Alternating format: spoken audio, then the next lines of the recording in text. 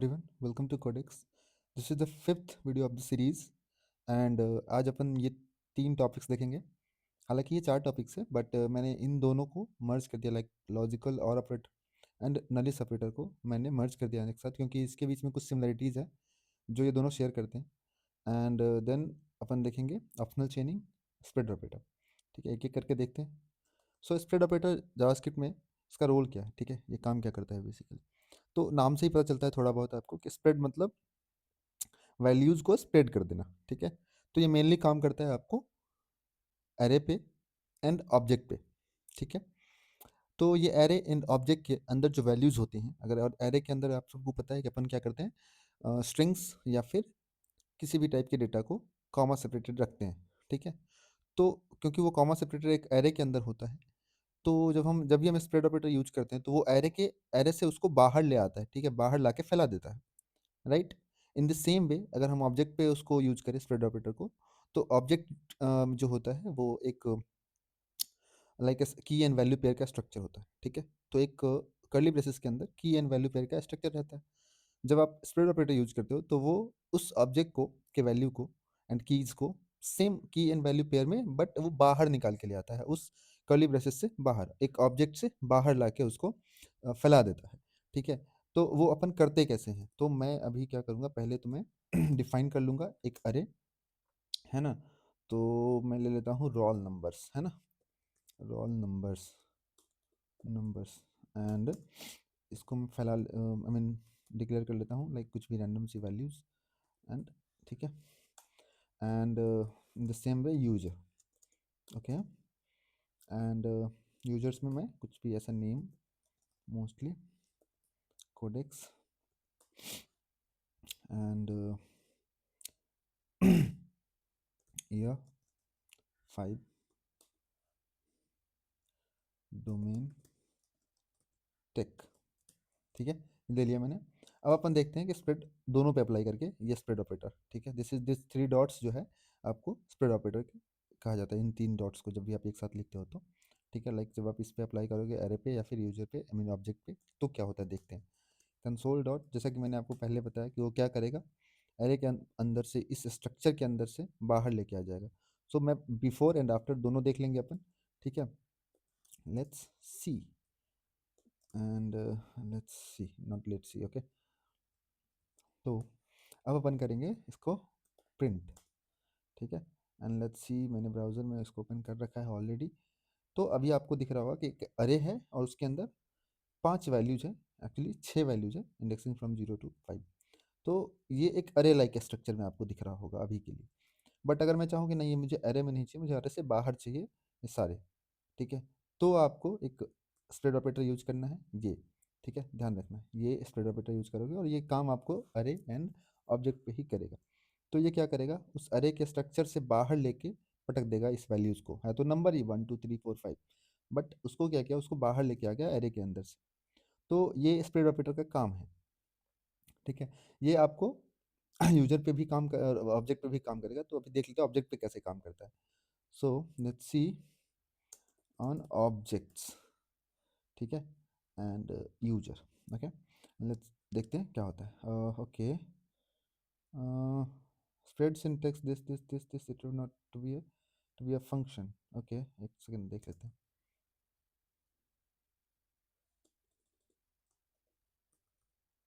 ठीक है, या तो देखो, स्प्रेड ऑपरेटर को जो है मोस्टली आप, क्योंकि देखो एक ऑब्जेक्ट एंड ये जो आप अभी मैं थोड़ा सा आपको एक चीज़ और अभी मैं थोड़ा सा एक चीज़ आपको और क्लियरिफाई कर दूं अबाउट ऑब्जेक्ट। ठीक है, ऑब्जेक्ट पे आप कैसे, क्योंकि सिंपल सी बात है ना कि ऑब्जेक्ट जो है एक की वैल्यू पेयर में स्टोर होता है, राइट।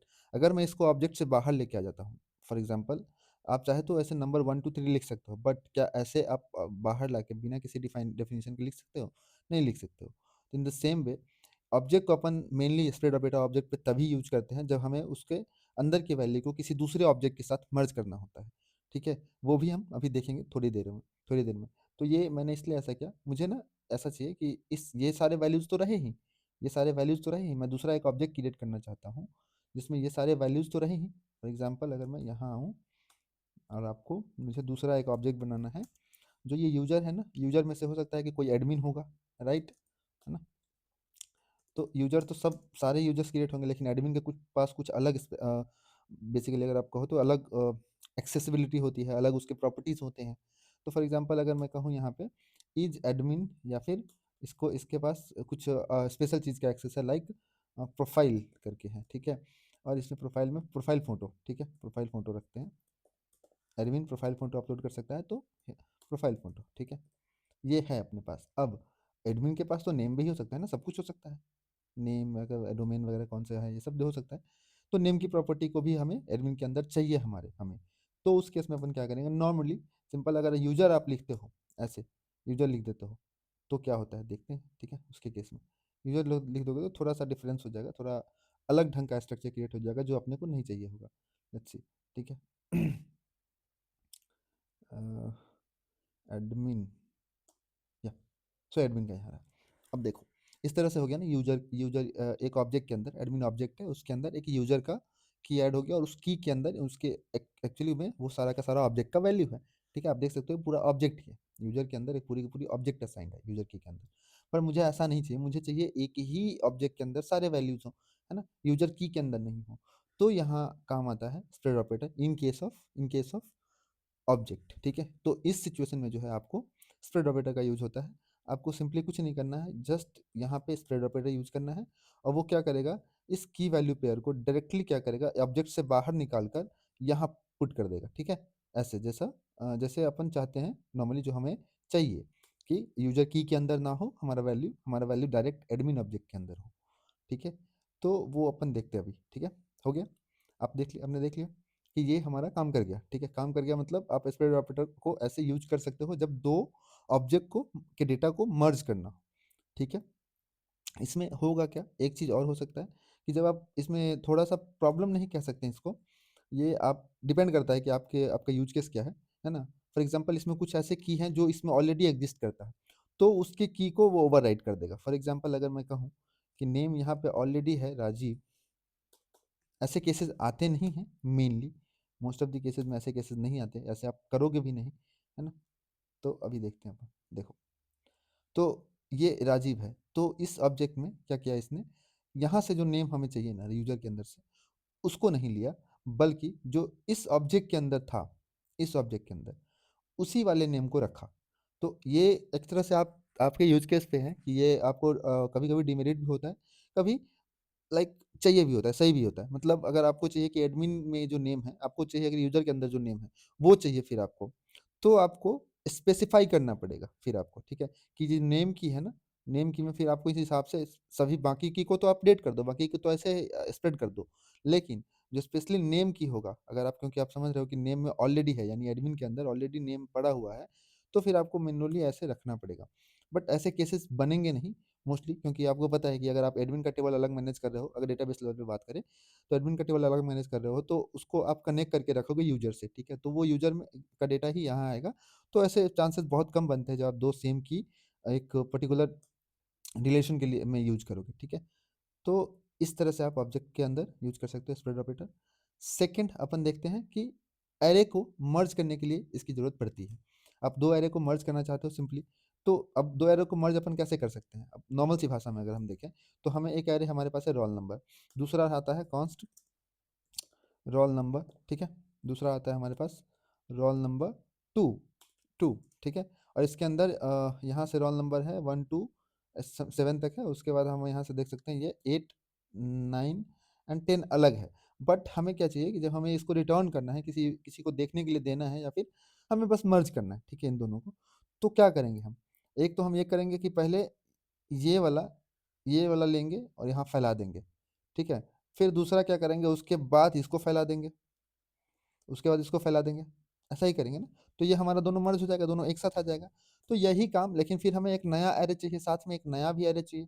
तो ये अपन कैसे करेंगे, सेम स्प्लिट ऑपरेटर लगाना है, और अपने को हमारा मर्जिंग का काम भी हो जाएगा, और सेपरेशन जो अलग बाहर निकल रहा है वो तो हो ही रहा है, मर्ज का काम हमारा आसानी से हो जाएगा, ठीक है। आप आगे पीछे दोनों मर्ज कर सकते हो, अगर पीछे मर्ज करना है तो जिसको पीछे मर्ज करना है उसको पीछे रखो, जिसको आगे मर्ज करना है अगर, तो लास्ट में रखो, उस हिसाब से आप कर सकते हो, ठीक है। तो लेट्स सी यहीं पे देख लेते हैं, यहाँ पे मैं कंसोल करता हूँ, console.log and merged array and simple. अभी तो हम बस दोनों को स्प्रेड कर लेते हैं, ठीक है। Dot dot dot roll number and dot dot dot roll number 2 and देखते हैं इसका रिजल्ट क्या रहा है। देखा आपने, देखा ये हमारा अरे से बाहर आ गया है दोनों, और दोनों एक दूसरे के बगल में आ गया है। अब सिंपल सा हमें चाहिए एक नया अरे चाहिए, तो नया अरे चाहिए तो इसको हम अरे अरे के अंदर स्टोर कर लेंगे ऐसे सिंपली, ठीक है। अरे के अंदर हमने स्टोर कर लिया, यानी हमने क्या किया, इन दोनों अरे को लिया और एक अरे के अंदर फैला दिया, बस सिंपल। ये हमारा मर्ज हो गया। आप चाहे तो ऑर्डर चेंज कर सकते हो जिस हिसाब से आपका यूज केस है। जब आप किसी प्रोजेक्ट पे काम कर रहे होंगे तो जिस तरह से का आपका यूज केस होगा उस हिसाब से आप काम कर सकते हो। इसको उस हिसाब से अरेंज करना आपके आपके ऊपर है टोटली, ठीक है। तो ये हमारा दोनों वे में मर्ज हो रहा है। तो एरे मर्ज करने के लिए, दो एरे को मर्ज करने के लिए भी स्प्लिट ऑपरेटर का यूज काफ़ी आसानी से कर सकते हो आप, ठीक है।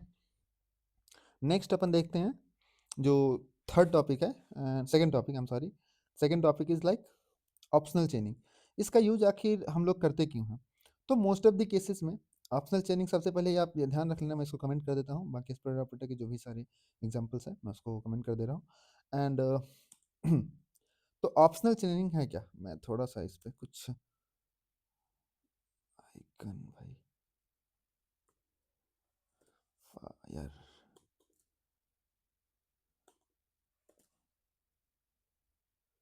यस या तो अगर ऑप्शनल चेनिंग की बात करूं तो ये इस तरह से आप यूज करते हो, बट मोस्टली ये तब यूज होता है जब आप चेनिंग वेरिएबल को एक्सेस करते हो। तो चेनिंग वेरिएबल क्या होता है, मींस या तो आप एरे के अंदर से कोई डेटा को एक्सेस करते हो लाइक डॉट लगा के, समथिंग लाइक ऐसा, और या फिर ऑब्जेक्ट के अंदर से करते हो।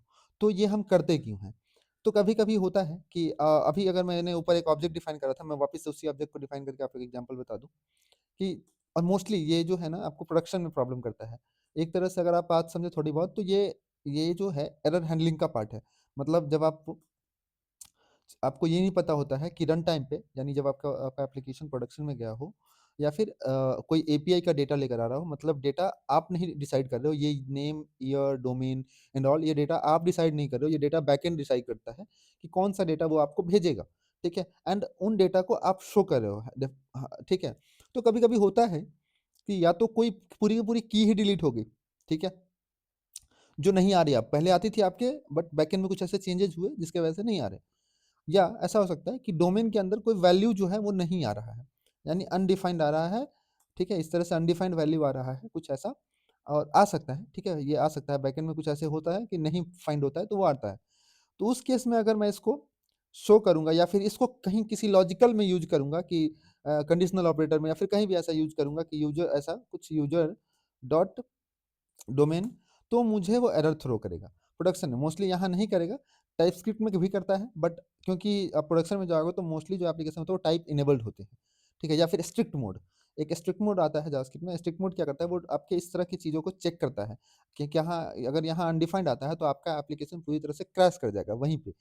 तो इस आपके एप्लीकेशन को क्रैश होने से बचाने के लिए अपन यूज करते हैं ये क्या करता है, चेक करता है कि क्या ऐसी कोई वैल्यू है मतलब अनडिफाइंड तो नहीं है इसमें वैल्यू, यूजर के अंदर जो डोमेन है, या तो वो अनडिफाइंड तो नहीं है, या फिर ऐसा कुछ खाली वैल्यू तो नहीं है जो की जरूरत है और हमें वैल्यू नहीं मिल रहा है। तो अगर ऐसा होता है तो वो इससे आगे नहीं जाता है, एग्जीक्यूट नहीं करता है, और वो एप्लीकेशन आपका सिंपली नेक्स्ट ऑपरेशन परफॉर्म कर सकता है। यहाँ पे क्रैश नहीं होगा, आपका एप्लीकेशन फेल नहीं होगा, यहाँ पे काम करना बंद नहीं कर देगा, ठीक है। वो नेक्स्ट ऑपरेशन आपका सेफली आसानी से परफॉर्म करेगा। तो अभी देख लेते हैं इसको यूज कैसे करते हैं। आप ऐसे कर सकते हो इसको यूज दिस इस तरह से, जब भी आप डॉट करके लगाओ तो इस तरह से यूज कर सकते हो। मैं इसको कंसोल करके आपको दिखा दूं ठीक है, क्योंकि अभी हम स्ट्रिक्ट मोड नहीं यूज कर रहे हैं तो यहाँ इस इशूज नहीं आएगा, ठीक है। जब भी आप स्ट्रिक्ट मोड यूज करोगे आपको वहाँ पे वो इशू आने वाला है। अभी देखो अनडिफाइंड आ रहा है, ठीक है, अगर मैं अभी हटा भी दूँ तो कोई दिक्कत नहीं होगा, ठीक है, अभी अनडिफाइंड नहीं आएगा। बट जब भी आप स्ट्रिक्ट मोड यूज करोगे तो वो इशूज आपको दिख जाएगा, पहले ही दिखा देगा। और ये मोस्ट ऑफ दी आपको प्रोडक्शन में ये आता है, तो जो क्रैश होता है उससे मैं तो काफ़ी प्रेफर करता हूँ। जब भी मैं कोई रिएक्ट के एप्लीकेशन बनाता हूँ या कुछ भी, तो मैं ये करता ही हूँ। रिसेंटली अभी एक प्रोजेक्ट में मैं काम कर रहा था, फ्रीलांसिंग का ही प्रोजेक्ट था। तो उसमें एक्चुअली मेरे कमिट्स गए, और पहले सेम थोड़ी देर पहले, मतलब 1-2 मिनट पहले ही किसी और ने भी कमिट डाला था उस पे। तो मेरा तो है कि मैं जब भी यूज़ करता हूँ तो मैं डाल देता हूँ ये, मैं ऑप्शनल चेनिंग यूज़ करता हूँ। जब भी मैं अगर किसी यूज़र के डेटा को शो कर रहा हूँ, कुछ भी कर रहा हूँ, तो मैं इसको यूज़ करता हूँ। बिकॉज़ मैं नहीं चाहता कि प्रोडक्शन में होते हैं, क्रैशेज़ होता है, वो हुआ है, वैसा ही हुआ। जो दूसरे डेवलपर ने था, सेम फ़ाइल के अंदर कुछ चेंजेज़ करे थे और वहाँ पे उसने ना ये नहीं डाला था और इवन मैं भी भूल गया था एक जगह ये डालना, ठीक है? तो हुआ ये कि वो उस पेज को जैसे ही विज़िट कर रहा था यूज़र, तो वहाँ पे वो एक्चुअली टेस्टिंग मोड में ही था, तो वहीं पे हमने चेक कर लिया। तो मेरा मैनेजर जो उस प्रोजेक्ट को मैनेज कर रहा है, वो मेरा मैनेजर ने मुझे स्क्रीनशॉट भेजा एंड पहले ही झलक में मैं देख लिया कि भाई मैंने ये नहीं यूज़ करा है और दूसरे डेवलपर ने भी जो लाइक इस तरह की चीज़ें डॉट करके कुछ गेट करा था, तो यूज़ नहीं करा था 2-3 जगह। तो वो जो कीज़ की वैल्यू गेट कर रहा था, वो की अनडिफाइंड आ रहा था, वो वैल्यूज़ नहीं आ रहे थे वहाँ पे, ठीक है? तो पूरी की पूरी एप्लीकेशन क्रैश हो रहा था, वहीं रुक जा रहा था। बट उसके बाद मैंने क्या करा, सिंपली ये ऑप्शनल चेनिंग यूज़ करा एंड मैंने पुश कर दिया और डिप्लॉय हुआ और वो जो वैल्यू है, वो अभी नहीं आ रहा है, कोई दिक्कत नहीं है। कभी-कभी होता है ऐसा, वैल्यू नहीं आ रहा है, उसकी ज़रूरत भी नहीं है, शो भी नहीं करना, कोई इतना कुछ ख़ास था नहीं वो। बट वो वैल्यू अब भी नहीं आ रहा, बट फिर भी एप्लीकेशन क्रैश नहीं हो रहा था। तो ये काफ़ी ज़्यादा इम्पोर्टेंट हो जाता है जब आप एक रियल वर्ल्ड प्रोजेक्ट पे काम करते हो, तो ऐसे एरर हैंडलिंग वगैरह की चीज़ें आप यूज़ किया करो। और कभी-कभी आप ना ऐसे करते हो, कभी-कभी आप क्या करते हो अ, जो मैं अरे है इसको कंसोल ओपन कर लूँ, ठीक है? कभी-कभी आप ऐसे करते हो कि रोल नंबर आप ऐसे मतलब मैनुअली गेट करते हो कि ये 0 की वैल्यू मुझे दो, 1 की वैल्यू दो, है ना? उसी तरह से मैं अगर 100 दूँ, तो 100 की वैल्यू दो। अब देखो ये आ रहा है अनडिफाइंड, अब ये 100 की वैल्यू है ही नहीं। तो ये प्रोडक्शन में दे देगा एरर, आपको स्ट्रिक्ट मोड में दे देगा ये एरर कि भाई तुम उस इंडेक्स को गेट कर रहे हो जो एग्जिस्ट ही नहीं करता, या फिर यहाँ पे अनडिफाइंड आएगा आपको, ठीक है? तो उसके केस में भी आप ये इस तरह से यूज़ कर सकते हो। ये ऐसे रोल के अंदर ये मुझे 100 इंडेक्स वाली वैल्यू चाहिए, तो आप यहाँ पे लिख दोगे, ये ऑप्शनल चेनिंग आप यूज़ करोगे और सेफली वो आपको आपके एप्लीकेशन को रन करेगा, कोई प्रॉब्लम नहीं होगी, ठीक है? तो आई होप यहाँ तक ये वाली चीज़ आपको समझ में आई होगी, ऑप्शनल चेनिंग को कहाँ-कहाँ, कैसे-कैसे यूज़ करना है। नेक्स्ट अपन बढ़ते हैं लॉजिकल और एंड नलिस ऑपरेटर, ठीक है? ये दोनों काफ़ी ज़्यादा ही यूज़फुल है। रिएक्ट में तो मैं इन दोनों को भी मोस्टली यूज़ करता हूँ। ये आप कब यूज़ करते हो? ये भी एरर हैंडलिंग के लिए ज़्यादातर यूज़ होती है या फिर कुछ डिफ़ॉल्ट वैल्यू को हैंडल करने के लिए।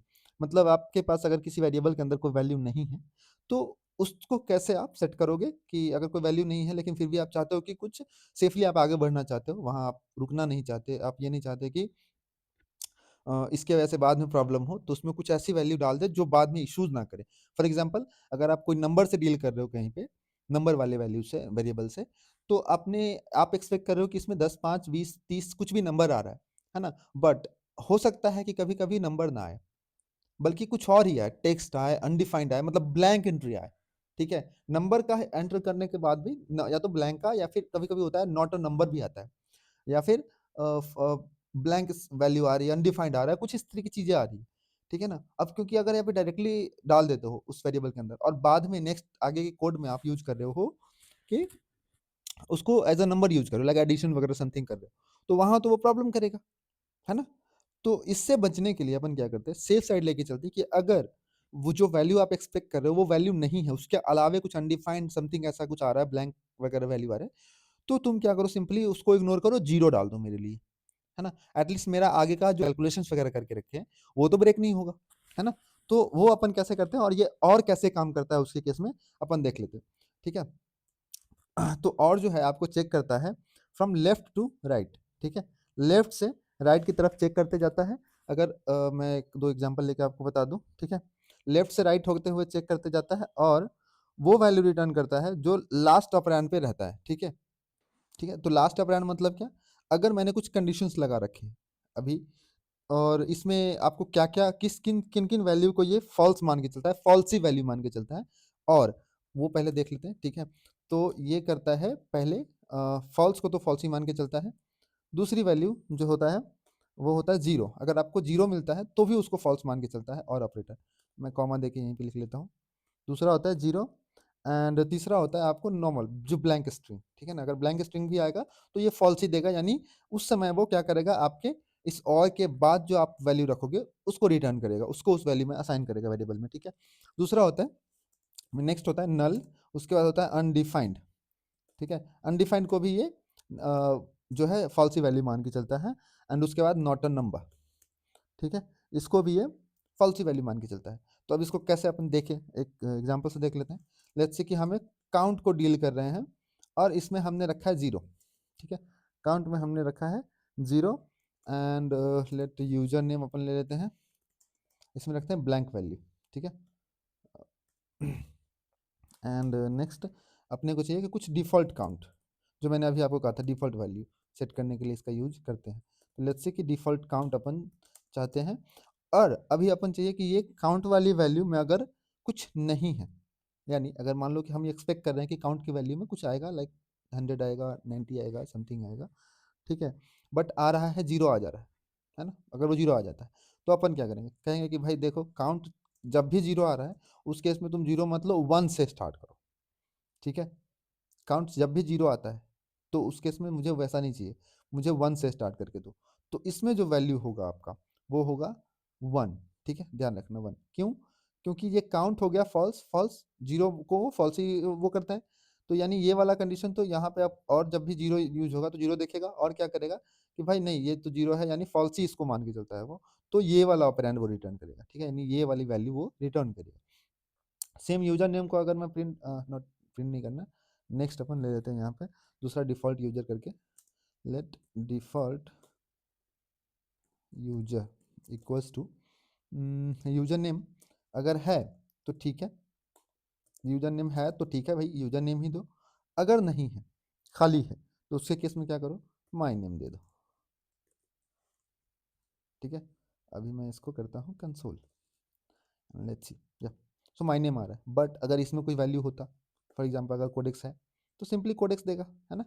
यानी ये जब फॉल्सी वैल्यू यहाँ पे होगा राइट साइड में तो वो लेफ्ट साइड की वैल्यू को रिटर्न करेगा, ठीक है, सिंपली। इसमें कोई बहुत वो नहीं सोचना अपने को। अब अनडिफाइंड वगैरह का भी वैसे ही आप चेक कर सकते हो, ठीक है, इट्स लाइक कि बहुत वो है नहीं। मैं आपको दिखा देता हूँ एक, लेट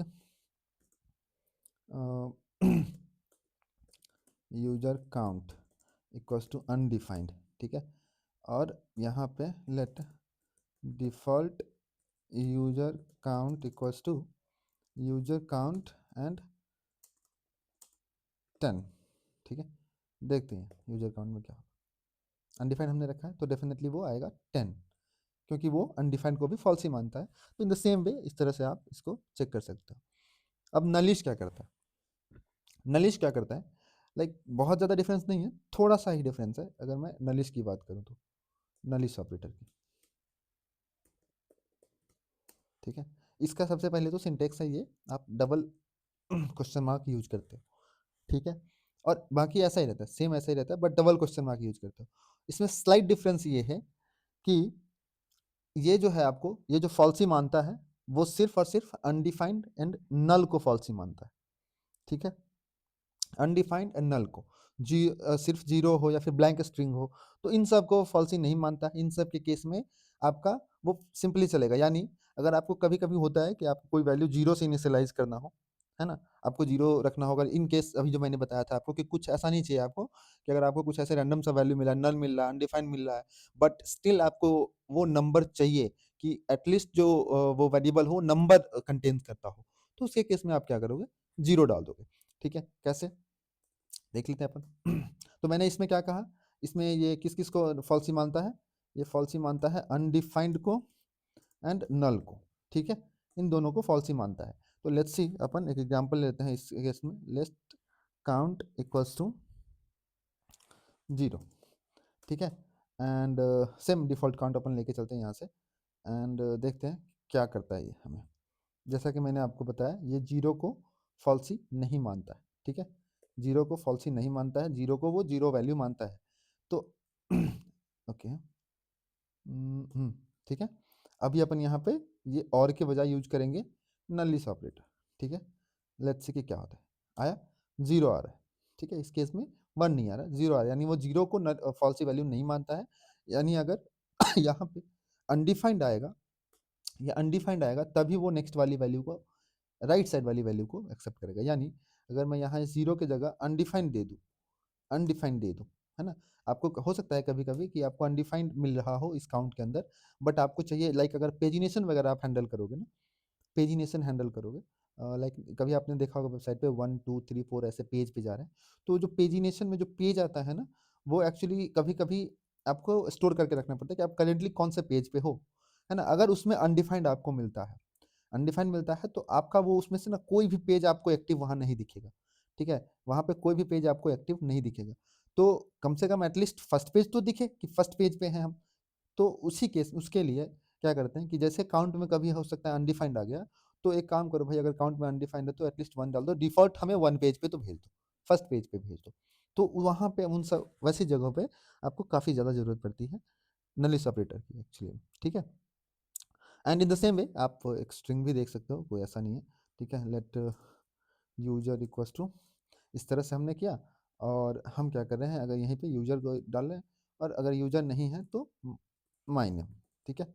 अभी क्यों क्या होगा, अब थोड़ा-सा सोचो और फिर बताओ, वीडियो को पॉज़ करो एंड बताओ क्या होगा जितना मैंने एक्सप्लेन किया, ठीक है? आई होप आपने चेक करा होगा, कुछ गेसेज़ होंगे आपके, तो अभी उसको देख लेते हैं, ठीक है?